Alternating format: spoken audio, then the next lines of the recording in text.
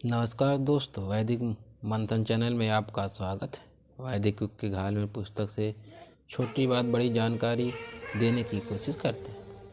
पिछली वीडियो में हमने देखा कि मान्यता का लेप हमारे पूर्वजों ने किस तरह हम सब पर लगाया, चाहे वह वैदिक संस्कृति हो या मान्यताओं के सुप्त दर्शन या लिखित पुस्तकें में, इन सभी पर लेप ही लेप लगाया गया।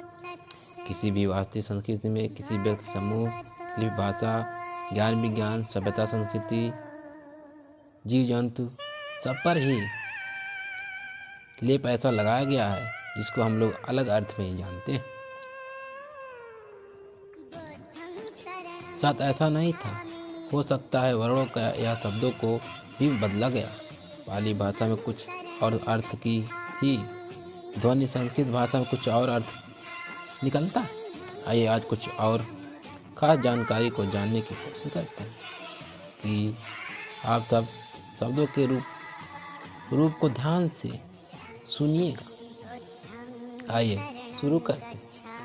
वेद के अर्थ का घाल में, वेद शब्द के अर्थ का आज घाल में हम लोग जानेंगे कि वेद शब्द के अर्थ का घाल में कैसे हमारे पूर्वजों ने किया है।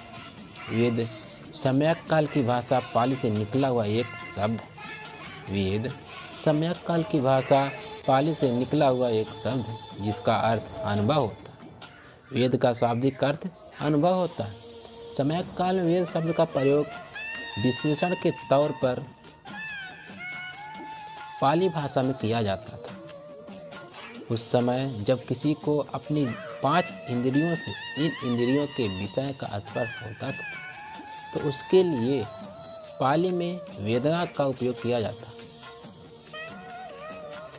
जैसे आँख से रूप का स्पर्श हुआ, कान से शब्द का स्पर्श हुआ, नाक से गंध का स्पर्श हुआ, जीभ का रस से स्पर्श और त्वचा का स्पष्ट व्यव का स्पर्श, और वेदना मतलब संवेदना कहते हैं। स्पर्श को ही संवेदना कहते हैं। उसी वेदना से वेद शब्द को धूर्तों ने संस्कृत भाषा में संज्ञा के रूप में एक पुस्तक का नाम रखते हुए किया, जबकि पाली भाषा में कच्चान व्याकरण अनुसार वेद का निर्माण विद धातु से हुआ और इसी विद धातु से विद्या, वेदना, वेदगु, वेदयंतंग, वेदयामी, वेदयमानो जैसे शब्दों का निर्माण हुआ। उसी विद धातु से संस्कारित भाषा का विद और विद्वान बना। पाली त्रिपिटक में विद धातु से बनने वाला शब्द वेद, वेदना, वेदगु, वेदयंतंग, वेदयामी, वेदयमानो भरा पड़ा है।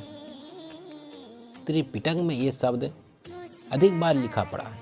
आज कोई भी व्यक्ति मूल पाली त्रिपिटक को देख सकता है। जैसे त्रिपिटक से कुछ उदाहरण को आप सबों के बीच में मैं बता रहा हूँ। सम्यक काल में जितने भी बुद्ध हुए थे उन सबों का ज्ञान स्वयं की वेदना, स्वयं की अनुभूति, वेदना मतलब स्वयं की अनुभूति के बल पर ही प्राप्त हुआ था।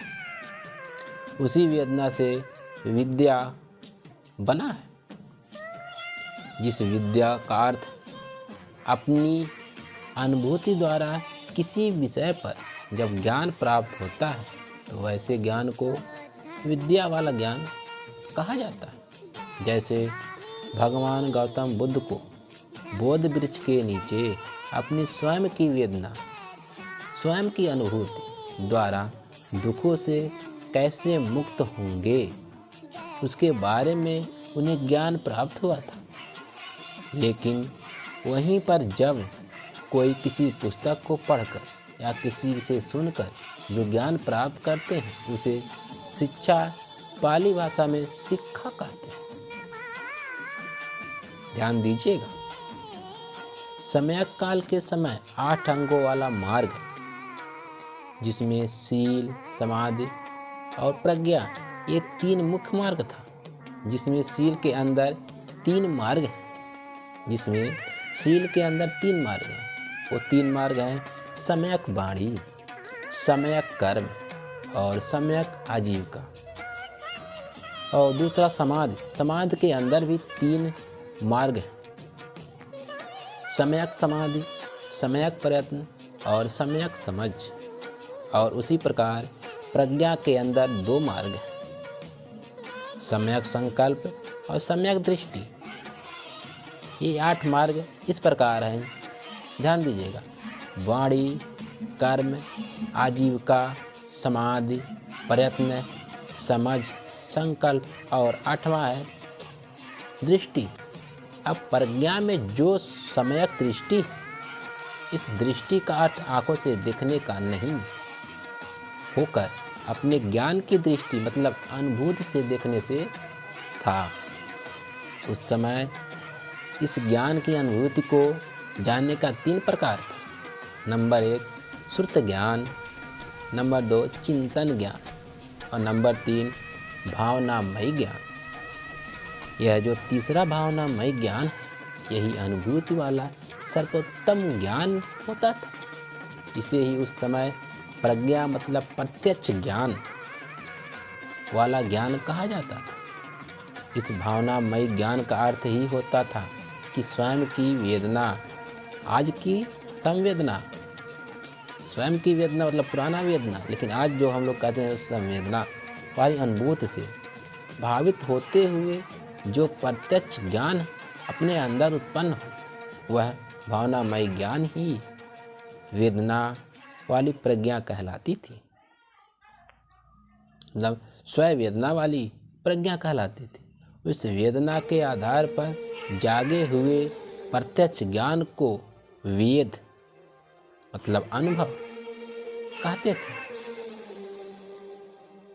इन सब बातों का प्रमाण भगवान गौतम बुद्ध द्वारा बोली गई वाणी और उस वाणी का संग्रह त्रिपिटक में देखा जा सकता है।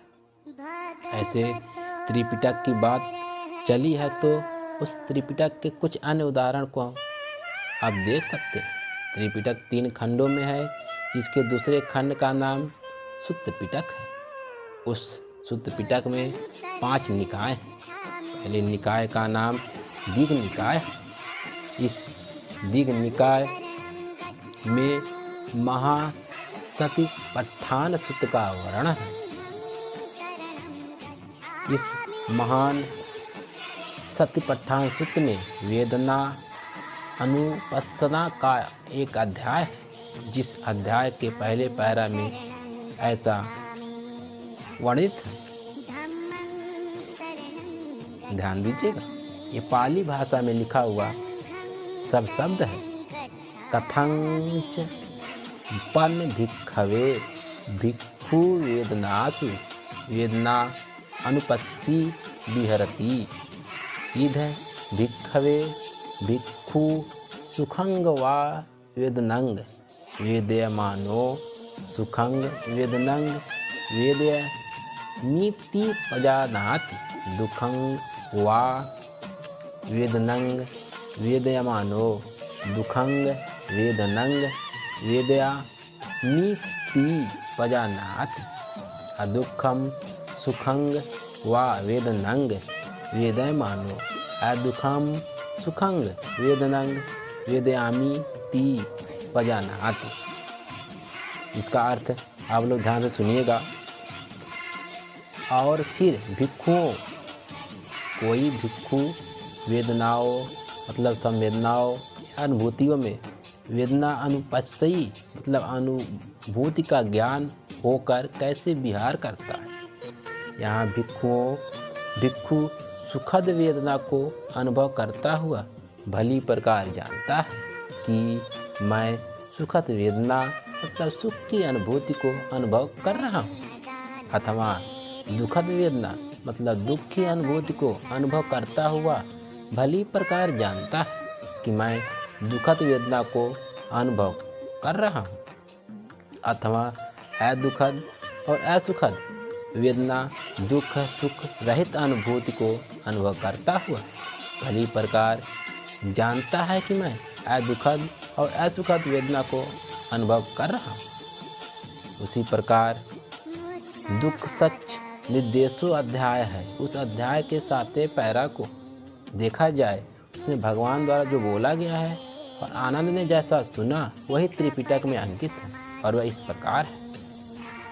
ये भी पाली भाषा में ध्यान दीजिएगा। कतमंच भिक्खवे दुखंग यंग खो भिक्खवे कायिकंग दुखंग कायिकंग अशांतंग कायस फसजंग दुखंग अशांतंग वेद इतंग इदंग उच्चति भिक्खवे दुखंग। इसका अर्थ है और भिक्षुओं क्या होता है दुख। भिक्षुओं शारीरिक दुख, शारीरिक पीड़ा, काया के स्पर्श से होने वाला दुख, कष्ट, अनुभव, यह भिक्षुओं कहलाता है दुख। उसी प्रकार दीघ निकाय में महासत्यपट्ठान सूत्र के समुदय सत्य निर्देशों का 7वां पैरा लिखा है, जो ये भी पाली भाषा में। ध्यान से सुनिएगा। चक्षु संफत्सजा वेदना लोके, सोत संफत्सजा वेदना लोके, घान संफत्सजा वेदना लोके, जिह्वा संफत्सजा वेदना लोके, कायस संफत्सजा वेदना लोके, मनो संफत्सजा वेदना लोके, यरुंग सतरंग एथेसा तढ़ा उपज्यमाना उपज्जाति एथ निसमाना निवसंति। इसका अर्थ है शरीर मतलब लोक में, आँख मतलब चक्षु के स्पर्श होने वाली अनुभूति वेदना, शरीर मतलब लोक में, कान मतलब स्रोत, कान से सुनने के स्पर्श होने वाली अनुभूति से वेदना कहते हैं। शरीर लोक में नाक मतलब सूंघने के स्पर्श होने वाली अनुभूति को वेदना कहते हैं। शरीर लोक में जिह्वा के स्पर्श होने वाली अनुभूति वेदना को, शरीर लोक में काया त्वचा के स्पर्श होने वाली अनुभूति वेदना, और शरीर लोक में मन के स्पर्श होने वाली अनुभूति को वेदना प्रिय लगती है, अच्छी लगती है। यहाँ यह तृष्णा जागती है और यहाँ बैठती है।